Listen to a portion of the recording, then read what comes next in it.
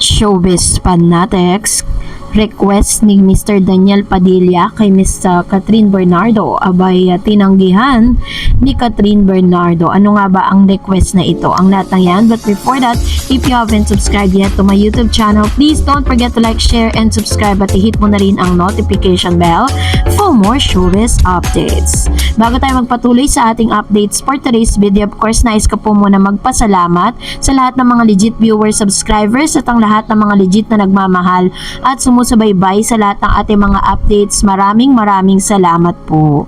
And for today's video, pag-usapan natin ito dahil talaga namang ito po ay usap-usapan ngayon sa isang social media platform kung saan talagang ang dami pong nagbibigay ng kanilang mga opinion patungkol sa bagay na ito. Pero kung hindi nyo pa po napanood, ito pong latest updates natin kani-kanina lang kung saan yung love symbol nga ni Catherine Bernardo and Alden Richards ay agarang ifinlex ni Catherine Bernardo sa kanyang social media platform. Ito po ay panabla para sa lahat ng mga bashers po ni Catherine at ni Alden, kasi hanggang sa ngayon syempre hindi naman natin sila pwedeng i-force na talagang maniwala po dun sa nakikita natin kay Alden at Catherine. Tanging sila lang talaga makakapag-kumpirma niyan. So anyways, eto na nga dahil matapos nga pong makonfirma at matapos po na i-announce sa publiko na tuloy na nga ang movie ni Catherine Bernardo and Alden Richards na Hello Love Again, kasabay nito ay nagbibigay ng update. Ito pong si Direk Cathy Garcia Molina patungkol po sa movie.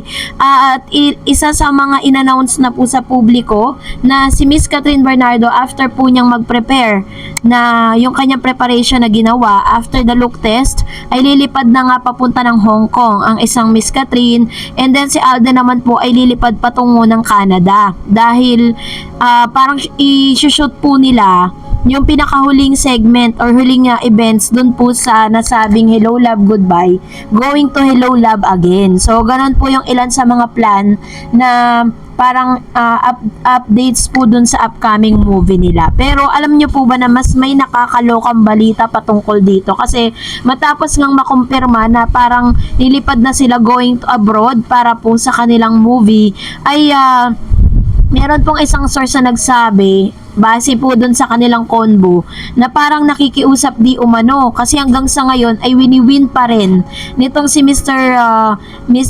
Daniel Padilla or na DJ, itong si Miss Catherine Bernardo, kasi gusto pa rin talaga niya na makapasok muli sa buhay ni Catherine. Kaya naman sabi po ng ilang source na parang nakiusap si Mr. Daniel Padilla for once and for all, bago pa man pumunta or bago pa man bumiyahe ang isang Catherine sa ibang bansa, ay gusto niya nga itong makausap ng personal. Kasi syempre kahit sino po alam natin na kapag nagpunta po si Alden at si Catherine sa ibang bansa, mas lalo pong titibay at mas lalo po talaga na mas masusolidify yung kanila pong sinisimulan na magiging relationship nila. Syempre of course, alam naman natin na hindi naman ganun ka-easy kalimutan ng 11 years.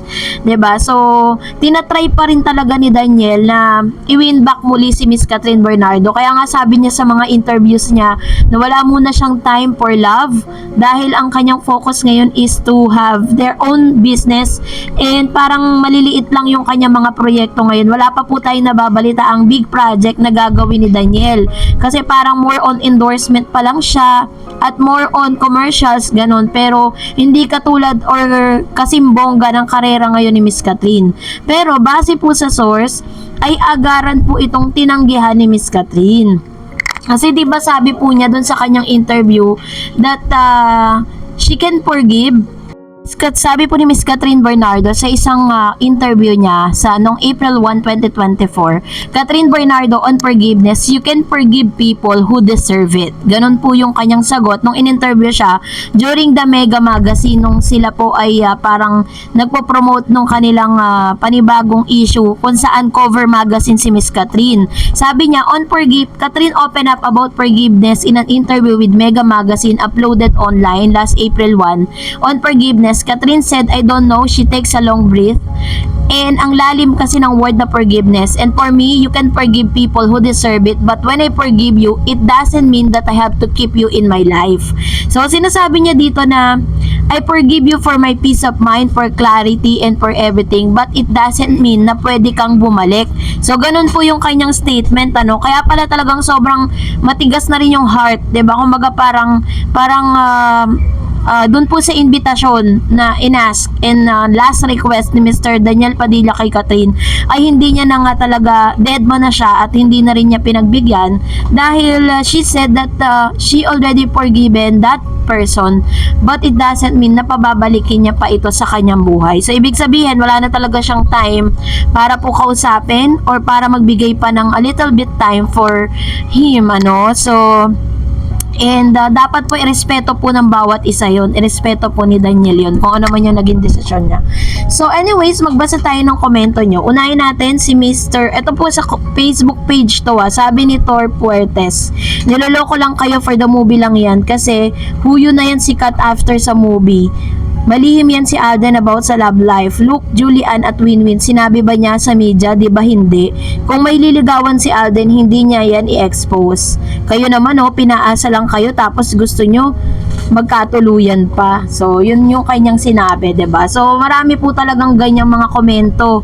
Marami talagang mga hanggang sa ngayon ay hindi pa rin naniniwala kasi sa dami na rin kasi ng mga experience kay Alden eh. Kasi si Alden kasi, kaya niya na parang kaya niya na rin na isantabi kung ano yung kanyang kumbaga makikita natin na switch siya dito but it doesn't mean. Pero iba kasi yung doon sa nakikita natin kay Catherine at kay Alden eh. Nakita naman natin kung paano po talaga nagkaroon talaga ng spark yung dalawa. Sabi ni Shirley Taniedo, bagay na bagay sila, pareho silang mabait sa fans nila at may respeto sa isa't isa. Parehong magaling at walang yabang. Yung isa hambog at mayabang, kala mo kung sino.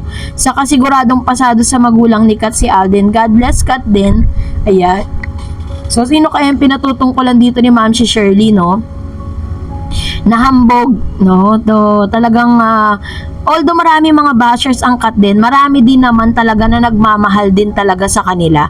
At talagang masasabi mo na from Katniel to Kat din, mga Kat din shippers ang tawag sa kanila. So, sabi naman po ni Miss Nida Rufin, talagang swerte si Alden, mabait kaya siya. Rosalinda Spanol, be safe. The two of you, God bless. Junar Lagmay, Kat din forever. Sabi ni Ma'am Shikoni si Quizon, sana totoo, lucky si Alden talaga ganyan. Pag kumita ng malaki, swerte, pero kapag walang kita, malas. So, ganun po yung kanyang komento, ano, kasi marami po talaga na parang hindi raw susuportahan yung movie kasi daw, kaya daw malaki yung kinita noon kasi sinuportahan daw ng Katniel fans, ganun, kasi parang solid ang Katniel noon sa kanyang movie. Pero let's wait and see na lang. Although napakalaki ng expectation sa Kat din, sana po supportahan natin sila hanggang dulo. And that's it for today. For more videos and updates, please don't forget to like and subscribe, and please don't forget to follow my Facebook page, Dar Eds TV. God bless everyone.